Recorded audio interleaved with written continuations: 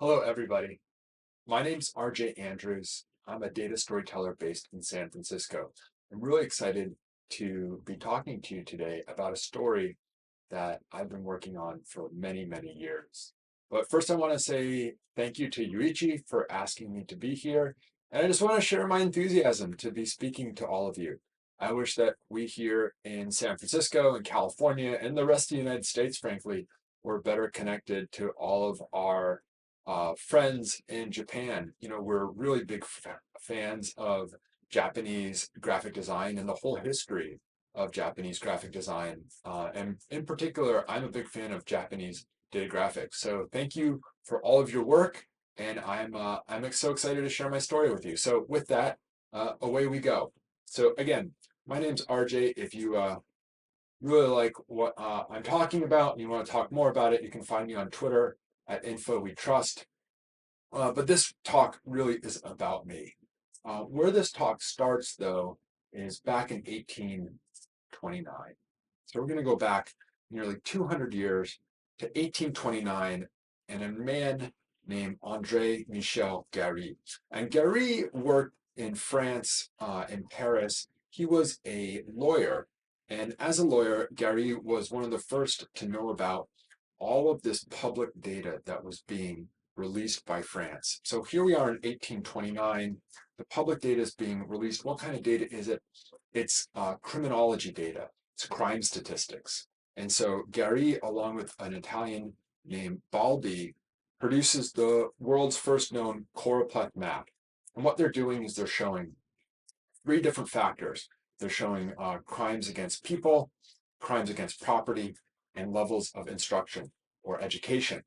And what's really interesting about this is it shows us that before we had really sophisticated statistical tools, analytical tools like regression, we had to use data visualization for analysis. We had to make pictures in order to compare different data sets and try to figure out, are there patterns in the data? Are there factors that go up and go down together? So this is sort of where Gary starts his data visualization journey. This is 1829. And in the same year, he publishes a short paper. And in this short paper, which also is relying on similar types of data, he includes some really interesting diagrams. Here's one of those diagrams. So this diagram measures the amount of windy days by wind direction in 4 seasons. So we have winter, spring, summer, and fall from left to right. And it's basically operating on a compass metaphor, right? And so the wind is blowing in certain directions a little bit harder, and so that day counts in one direction or the other. And I'm not really sure how the data is encoded in this. I don't know how he's accounting for the big hole in the center. I don't know exactly if he's encoding the number of days by just stacking them, so it's encoded along the radius of the circle, or if it actually is encoded in the area of the wedge. But the details are not that important. What's important is that this set of diagrams is the first known type of what we call a polar area diagram. Maybe not the best name for it, but it's basically an inverted bar chart, or excuse me, it's an inverted pie chart, where instead of varying sector angle and keeping the radius consistent, we're going to change the radius and keep the sector angle consistent. So this is one set of diagrams that Gary publishes in 1829. And just below it is a second set. And this second set looks very similar, except it's actually totally different data and it operates on a totally different metaphor. So this data is the number of births on the left and deaths on the right, according to what hour they happen. And so you have midnight at the bottom, midday at the top. And we know at least from Gary that there's very few deaths recorded at noon because there's a social taboo against deaths at noon because that's when public executions happen.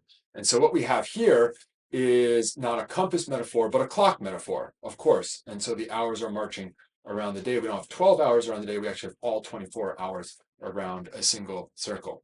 So Gary publishes these two sets of polar diagrams along with a bunch of bar charts, and it's a lot of meteorological data. And so Gary is part of this movement, not only part, but one of the earliest leaders of this movement, which they would call moral statistics. Moral statistics because it was data that measured different the different moralities of man, the different behavior of people. And the key insight with moral statistics is that you take any person and the future of their life is chaotic. You don't know if they'll die tomorrow or if they will live to 100 years old. But if you elevate your analysis away from an individual actor into an entire population, what you will see is that, in fact, the population behaves in a very predictable fashion.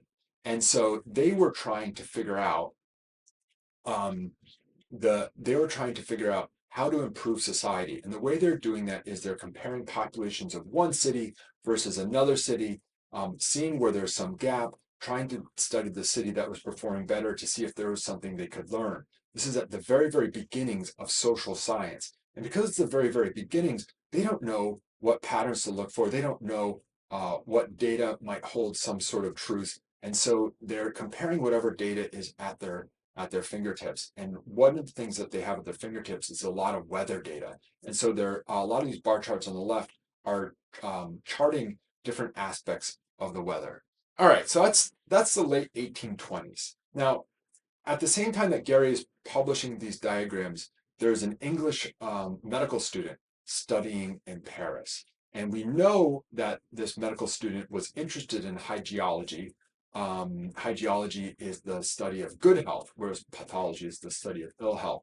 So we know that this medical student was studying hygiology, and in fact, the paper you see in front of you was published in the Hygiene Journal. And so there's a good chance that this medical student saw this paper when it came out. It's even possible that he met Gary himself. We do know that this medical student, whose name is William Farr, his path would definitely cross with Gary's. So William Farr returns to England, and he starts publishing in medical journals. And by the 1840 or so, he's actually sucked into the British government to work for an organization called the General Register Office. And the General Register Office, or GRO, was responsible for producing all sorts of national registration statistics, particularly when people were born, when they were married, and when they died. And so France has this big wave of public data starting in the 1820s, and then in the 1830s, England follows suit. And so William Farr becomes not only a statistical and analytical giant, but he is actually one of the people actually making these giant waves of very clean, very standardized, very useful foundational data sets from which England will build its empire. So 1829, 1840 with William Farr, and in 1843, Farr publishes from the GRO the first charts that I know of that are from Farr. And so he publishes these in the 5th annual report of the GRO. And the 5th annual report, well, why didn't the first 4 have charts? The first 4 didn't have charts. Well, maybe they didn't need them, but the 5th one, the GRO, which is only a few years old, is worried about losing its charter and being shut down. And so they go to extra lengths to sort of make their report very fancy and to make a big show. And so they include diagrams, what we call data visualization, in their report. And here is one of those diagrams. And so this is a visualization of Farr's biometer or life table. And so this shows a standard population for the metropolis of London.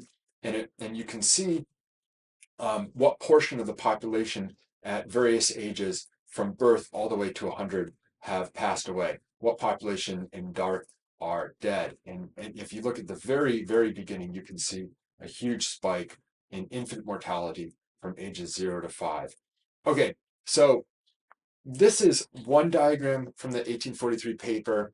There's similar diagrams diagrams with similar data, also comparing cities here, Surrey versus Liverpool versus Metropolis, showing that the Liverpool and Metropolis are not as healthy, not as many people survive as in the city of Surrey.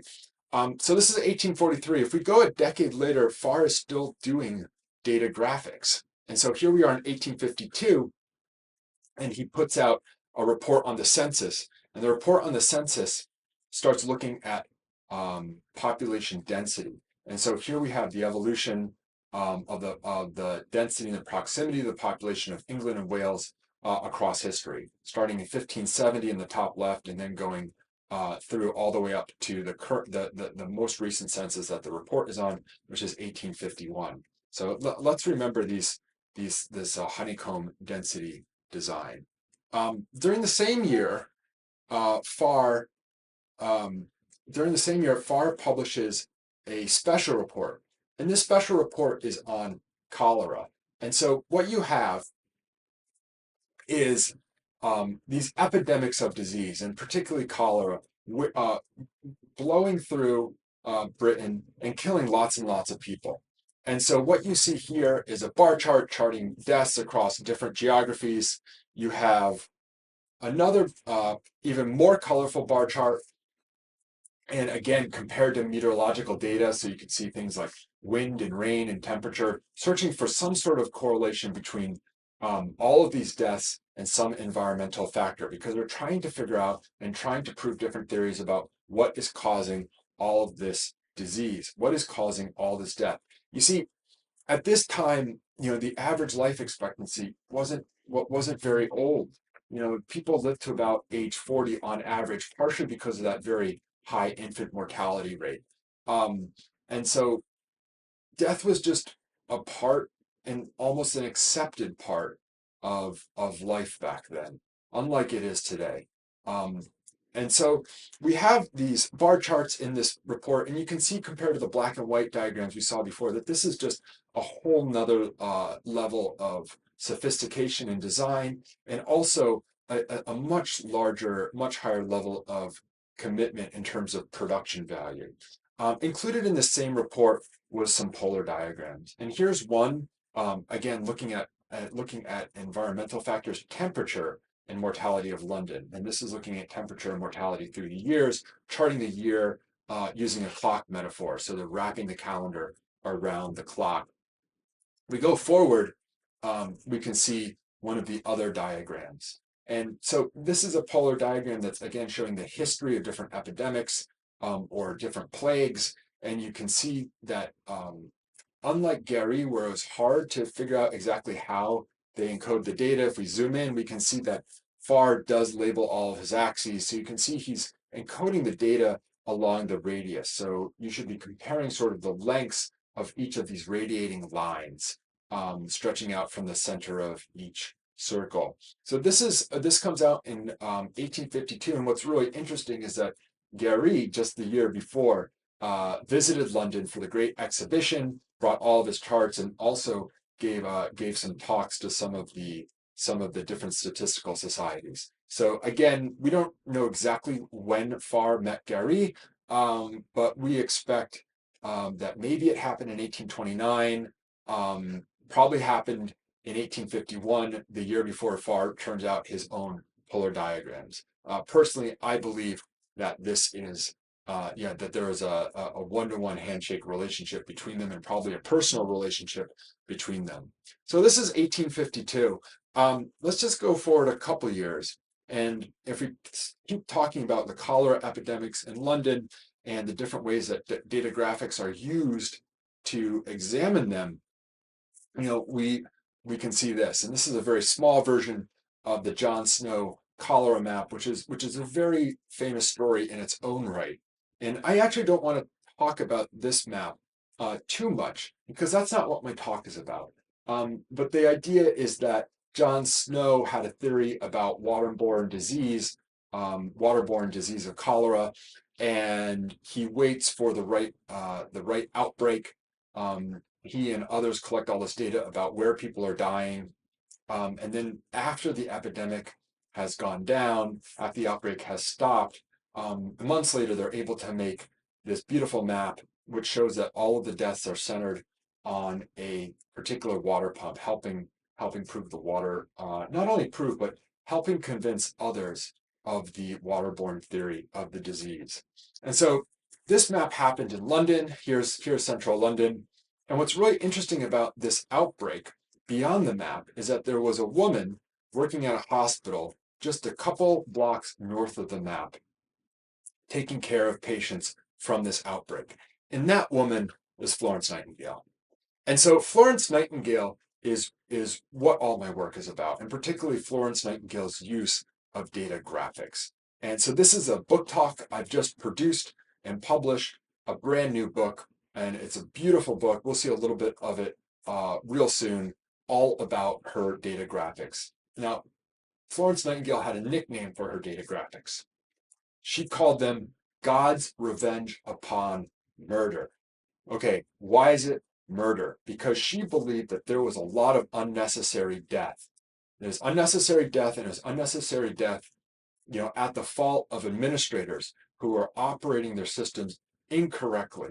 And she called it God's revenge because she believed that her graphics, which were fighting against this unnecessary death, was a righteous cause. A righteous cause. So we have God's revenge upon murder. That's the name of my essay in the book.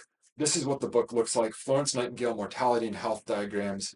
It's packaged in this big, bright, partial dust jacket. You pull it away, you see the full historic data graphic with a foil, with a gold foil lettering. Okay, so we have this essay, God's Revenge Upon Murder, and I want to take you into the essay just a little bit. In particular, I want to take you to Florence Nightingale, because soon after she is working this cholera outbreak, she's sent to war in Crimea. Now, we don't have to dwell too much on what she did at war, but the big idea is that Florence Nightingale worked as a nursing administrator. So she ran several hundred nurses across an entire hospital network, several different hospitals. So she's an administrator, and she's doing all kinds of different tasks to try to keep these hospitals running. And these hospitals are a real disaster. You have patients, nearly all men, who are soldiers fighting on the front lines, and then are shipped to these hospitals because the hospitals are built far away from the front lines, and they're spaced 18 inches apart. Nightingale writes that on average, her patients have fewer than 3 limbs. Amputations are conducted without anesthesia, in the open, just right at the patient's bed. They don't even move them into an operating room. There's one chamber pot for every 40 men who have dysentery. Everything's covered with bugs and vermin. I mean, it is an absolute disaster, and thousands and thousands and thousands of soldiers are dying, and they are dying really unnecessarily. They arrive to the hospital with one disease, and they catch a different disease in the hospital, and they die of that different disease. It's just a really big mess. They don't have enough food. They don't have enough supplies. It's cold. It's just an absolute horror show, and they recognize it as such. And they worked really, really hard to try to improve the hospital. Okay, but this is a story about data graphics. So for data graphics, to make data graphics, you have to have data. And so Florence Nightingale produced data, but she didn't produce the mortality data that would be used in the data graphics later on. This is the type of data that she would have been looking at. So these are hand-drawn, hand-ruled mortality data from different people scattered across the army. Because the problem with the army, the British Army at this stage, is that they don't have any standard way of collecting data. And part of this is because all the different army regiments are semi-autonomous. They have their own medical staff. They have their own way of running their books. And there's no central function in the army to say, this is how you should produce data. We're going to collect all the data from you. We're going to centralize it. We're going to standardize it. We're going to clean it. We're going to make it so that we can have a God's eye view of what's happening in the army. And so the result is that all the data sheets, they look really different. They're recorded in different formats and different handwriting styles. It's honestly all a mess. Now, in addition to data, the army is making some visualization while at war. And so this is comparing, once again, different weather statistics, looking for some kind of pattern and different soldier deaths. Now, Nightingale, like I said, did do data. Here's a sample of one of her tables. recording some of the nurses who are working for her.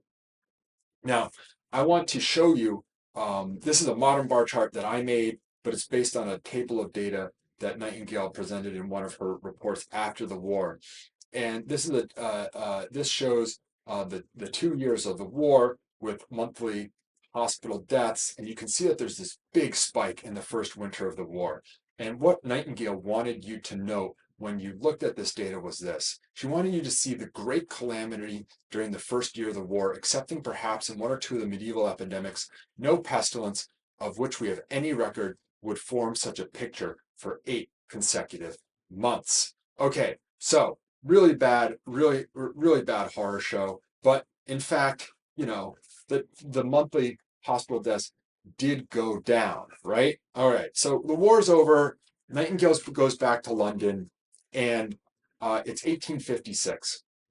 She's at war for nearly 2 years, 1854 to 1856. She sails back to London, and already everybody's pointing fingers on who's to blame for all these unnecessary soldier deaths. And so there's all these formal courts of inquiry that are held, and basically all of the people who are there, or a lot of the people who are there, especially a lot of the scientific minded people and the data minded people, say this is a big problem.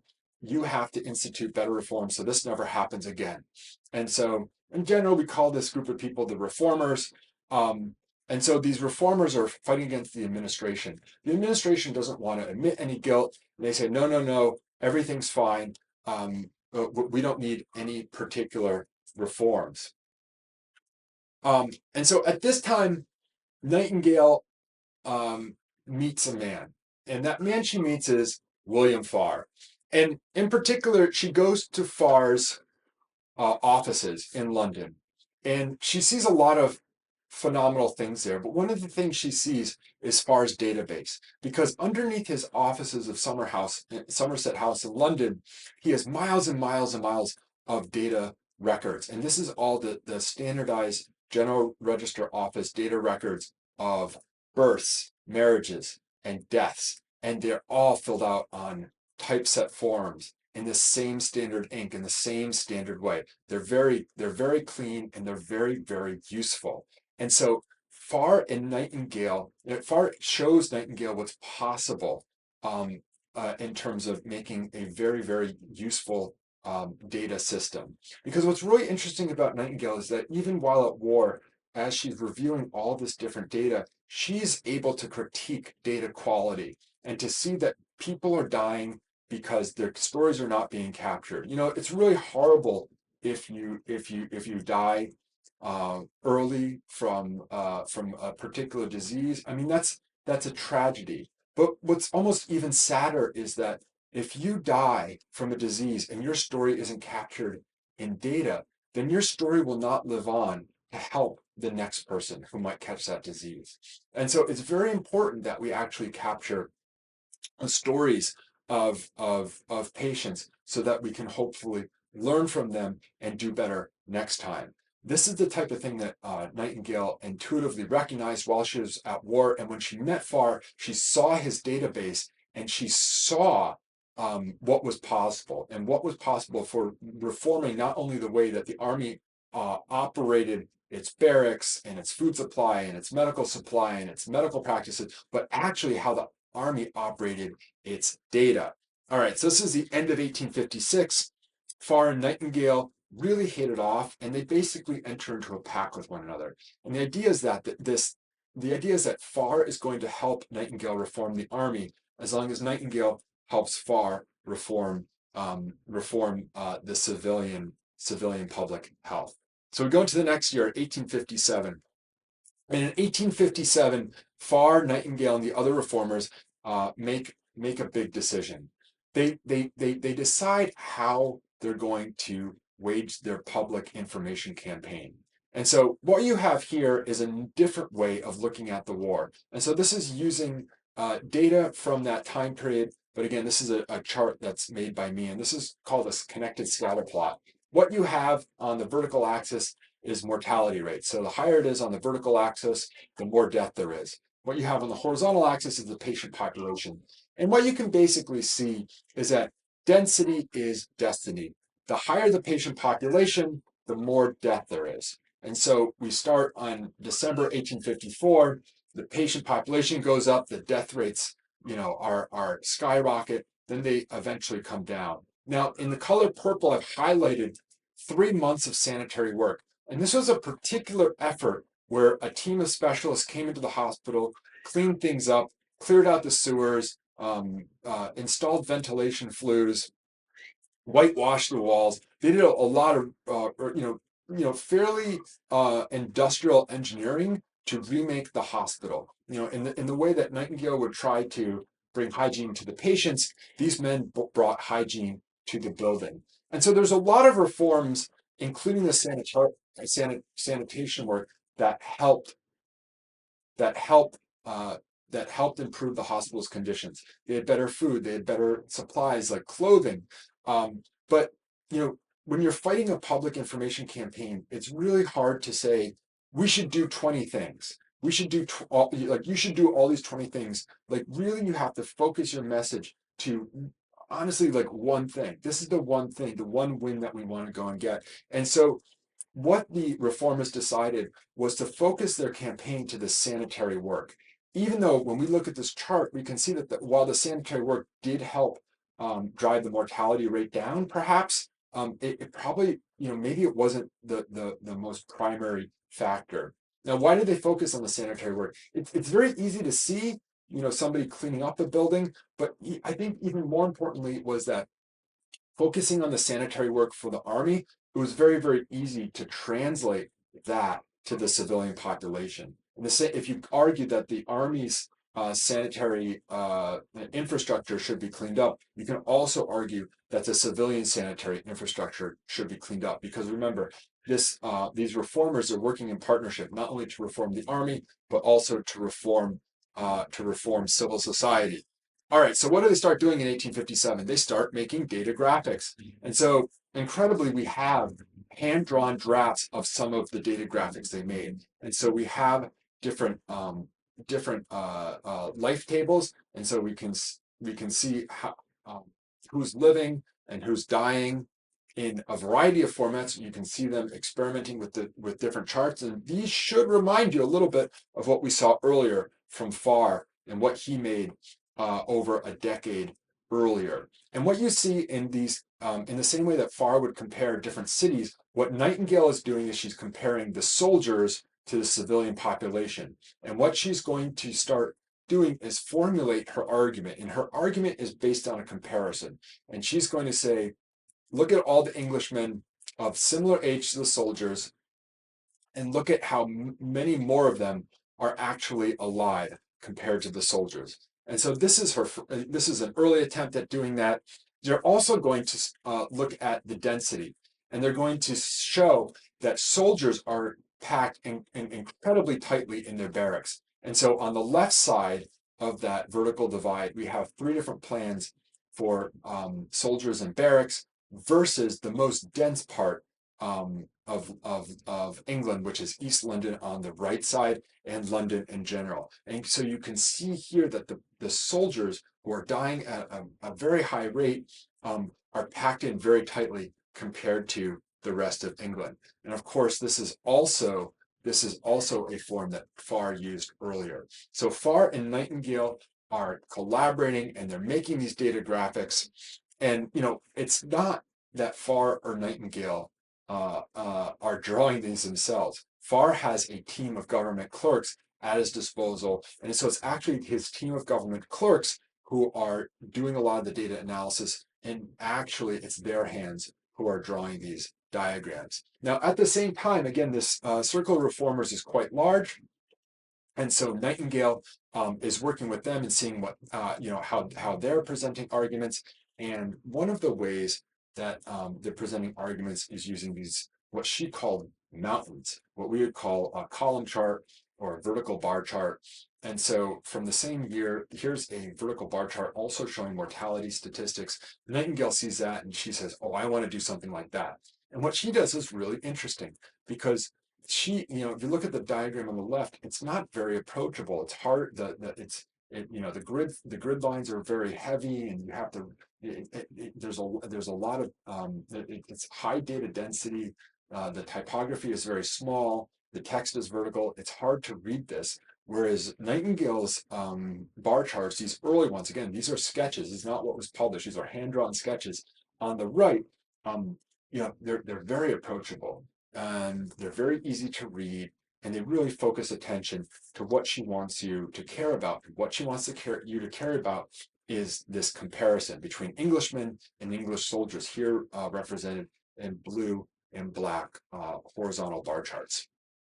And then Nightingale starts making polar diagrams as well. And so here is a polar diagram showing different causes of mortality, and then also one showing overall mortality. And of course, if we remember our FAR chart, you can see exactly that that Nightingale is directly inspired by FAR. And we don't have to guess that just based on the fact that we knew that they were collaborating and the charts look similar.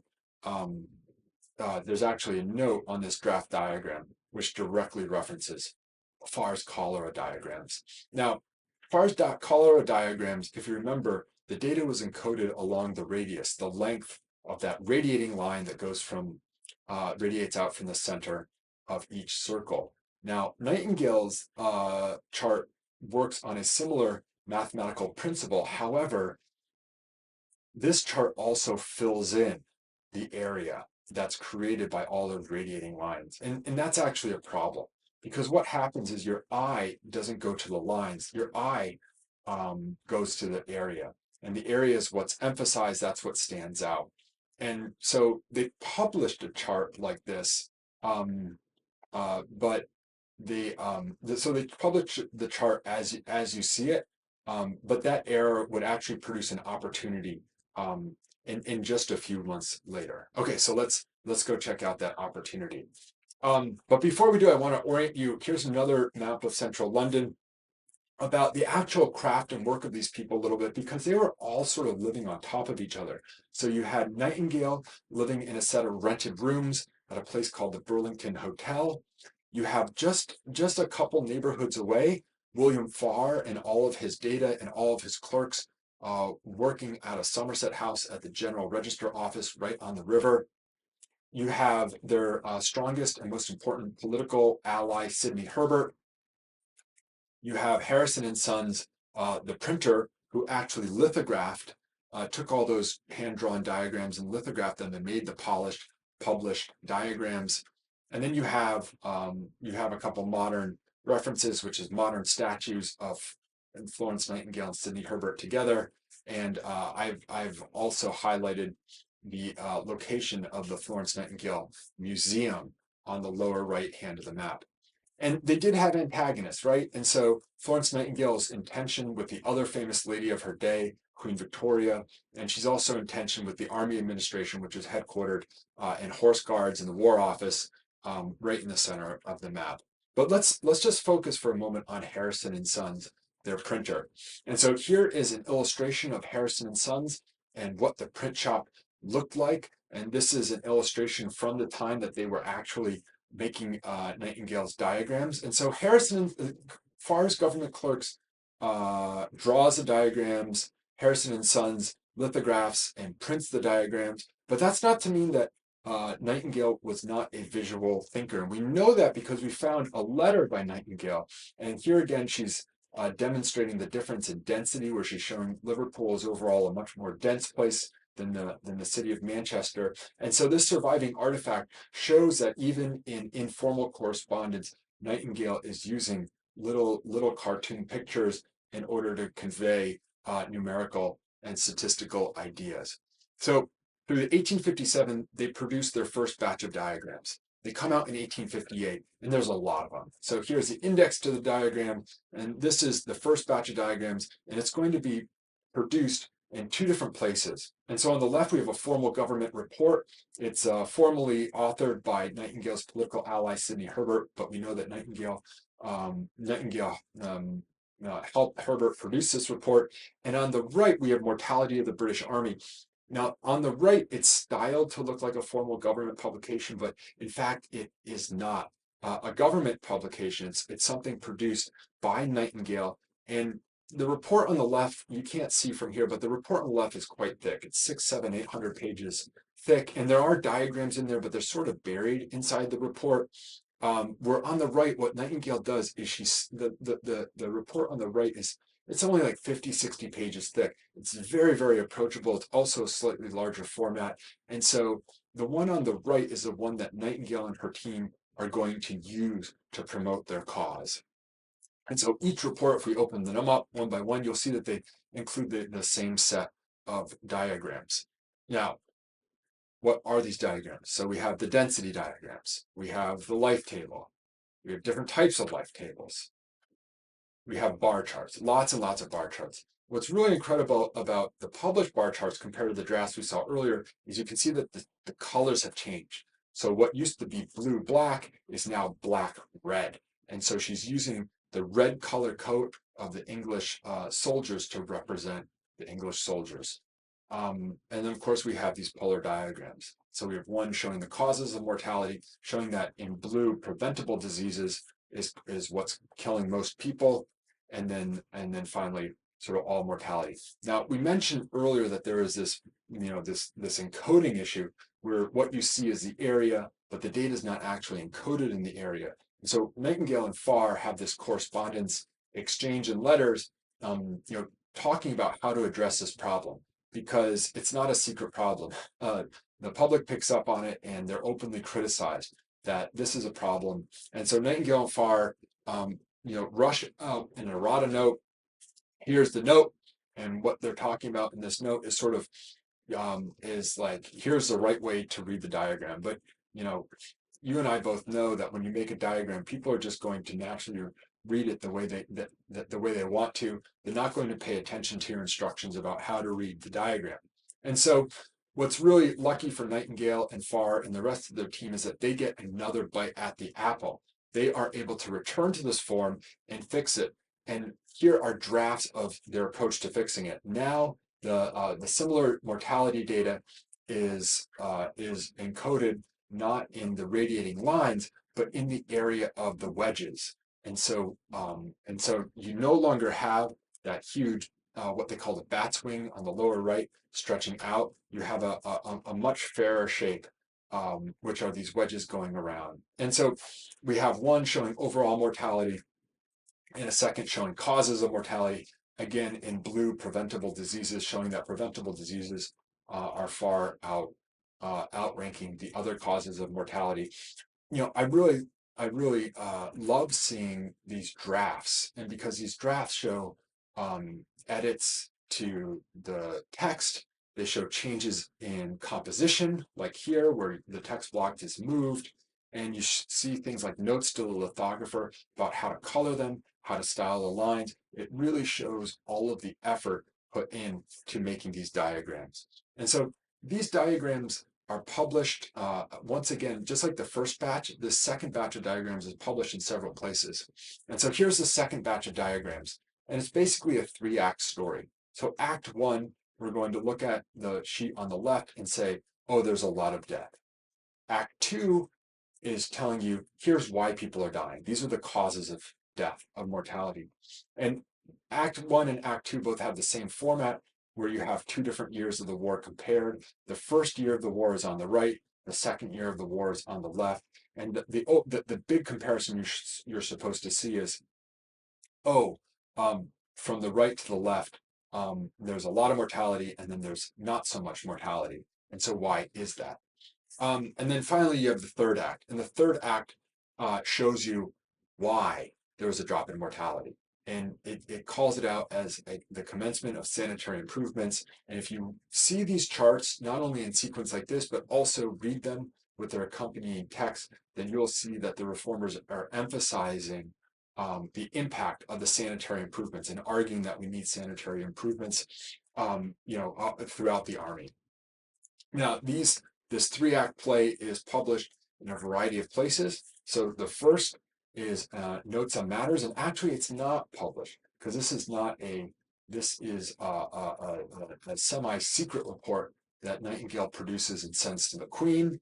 And then this comes out, and around the same time that this comes out, again, Nightingale is in a and let's take a step back and just talk about like all these different pieces of graphics, not pieces of graphics, but different publications. Because what you've seen so far is this is the third piece that you've seen. You saw the two batches, or you saw the first batch published in two different places. And now I'm going to show you three places that the second batch are published. You see that there is an argument going on, and this argument was being waged through written text. And so there were pamphlets, and there were official government reports, and there were articles in newspapers, and there were speeches given, and there were secret reports. There was all these different types of written material that were being distributed and circulated and promoted from people who wanted to reform and people who thought that the army did not need any reform at all. What's interesting is the reformers were not the only one to use data graphics.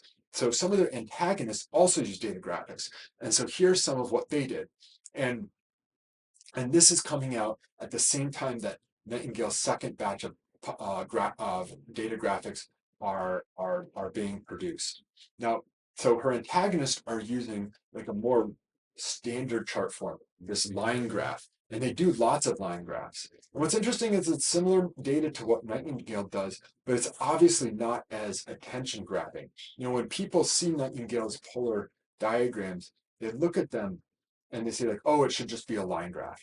And the thing is that other people were making line graphs at the same time. And maybe because they were making line graphs, you know, she had to do something different to stand out apart from them. But for sure, the line graphs that were made at the same time did not survive to today. Like we don't know these. These are not iconic. These are not particularly famous. What art is famous is this, is you know, the second chart from this 3-act play. And so this is the second place that it's published. It's published in a standalone folio, just like she did a standalone folio with the first bunch of charts. She publishes her second batch of charts in a standalone folio, and that brings us to the end of 1858. In 1859, her second batch of charts is published in one final place, and this is in a little book. And this little book has these as foldouts. And this book, you know, each batch sort of has a different intended audience. And this third place that the second batch of charts is published is intended actually for soldiers to read. Okay, so fast forward a couple years. This is the final place that her batches of Crimean War diagrams are presented. But we go to 1862, and what has happened by 1862 is that Nightingale and Farr's friend Sidney Herbert, the political ally who I mentioned briefly, he's died at a very young age of kidney disease, and it's quite a dramatic and sad event. He had great political prospects.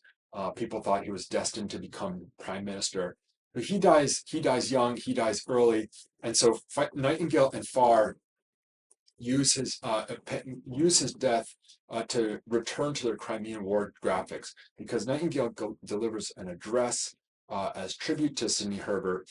And what's interesting is by this point, the reforms for the army that they've fought so hard are actually already implemented, and those reforms are not only in improving the conditions of the army, but improving the army's data as well. So in only a few short years, Nightingale and the reformers are having some effect. And so the way that they want to pay tribute to their dead friend is saying this is how the army was before he arrived, and then through all of his effort, this is how good the army is today. What's really wonderful is we have the best example and the best evidence of how Farr and Nightingale collaborated together through this final chart that they make. And what we have is a letter from Nightingale to Farr explaining what kind of chart she wants, instructing what type of data to use. And Farr and his team produce another life table chart here explaining at the top, this is how the army was found, and then this is how much improved the army is. Now, in this edited proof version, you can see all kinds of notes to all kinds of people. And so you see this survives as a document that really explains the teamwork and the collaboration amongst many parties that went into making these graphics. Sometimes a lonely name is attached to a famous graphic, and we think it's, a person alone in a room producing a famous graphic, and that's almost never the case. Like, the way these things happen are usually through, a very intense collaboration. And I believe that's still how really great work happens. So this proof was cleaned up and published in a little pamphlet called Army Sanitary Administration and its Reform. And there you can see it as the funnest piece. And this is the last Crimean War graphic that Nightingale and Farr produce together. But it's not the end to their fight for sanitary reform. So for the next over the next decade, they turned their attention first to helping the British Army in India, and also the local Indian population to a certain extent, and they implement different public health measures for both of those, and then finally in the mid 1870s they achieve reform of civilian public health. And the sanitary reform, which Nightingale was a leader of, not the leader of, but a leader of, that movement is credited with saving over 1 billion lives in total.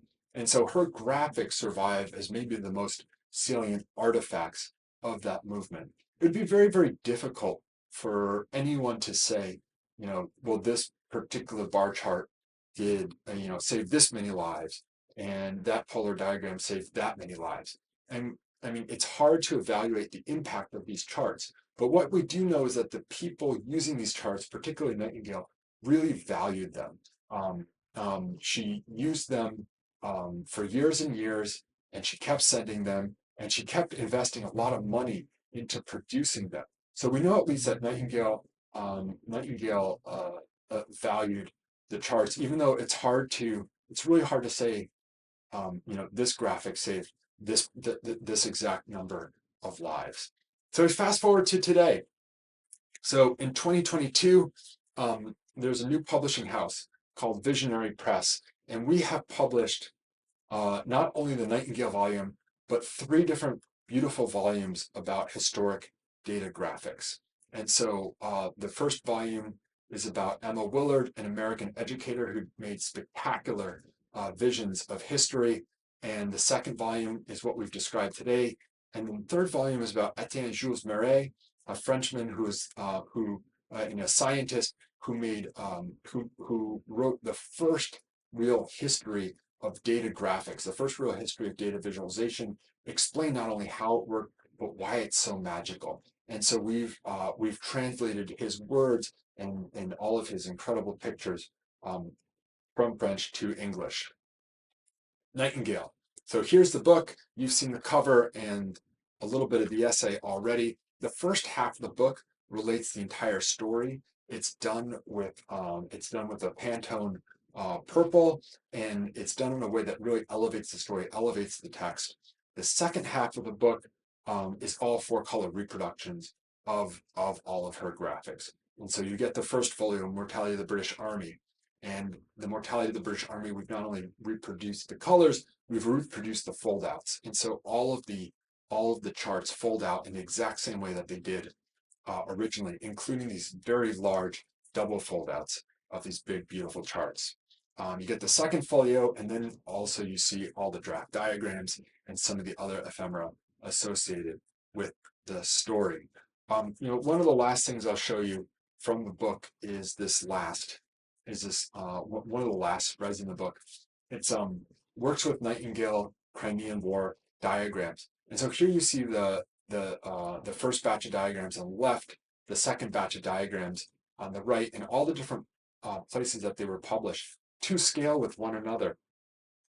I think that, this might be my primary contribution in doing all this work, is actually figuring out, where was this stuff published? When was it published? Why was it published? Who worked on it? Did it have, how can we evaluate its impact? Some of these basic facts about Nightingale's data graphic stories we're just totally missing. And so I'm really excited to be able to present this to the world. And I'm excited for hopefully you to read the story and enjoy not only Nightingale but Willard, Nightingale, and Murray as well. We've shipped I think dozens, if not hundreds, of books already to Japan, and so I'm hoping that I know that maybe more than anybody you really appreciate beautiful printed matter, and so I'm hoping that you find these books really, really beautiful. You can order them directly from visionarypress.com, and then over my shoulder when I go to the you might be able to see them in my bookcase. But here's my bookcase with the books on them. The last thing I want to say is so that's the end of my book talk. But Yuichi said that I could also make one additional ask of you, which is that there's a particular Japanese cartographer who really fascinates me, and so his name is Hatsusaburo Yoshida, and I imagine that you're familiar with him and his work, but he was for decades in the early 20th century, all the way through World War II. He made these phenomenal bird's eye view maps, and they're just absolutely spectacular, spectacular maps, and I love them, and I want to learn more about them. I have one book about them, one Japanese book that looks like this. I know that there's a couple others printed, but if you know anything about Yoshida and his maps, or if you know who the expert is in Japan that I should talk to learn all about Yoshida and his maps, I would love that. I would love that introduction.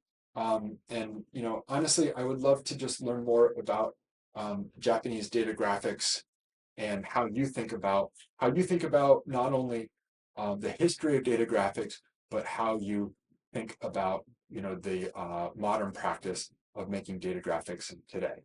My name's RJ Andrews. I hope to see you either on Twitter at InfoWeTrust or email me directly, rj@infowetrust.com.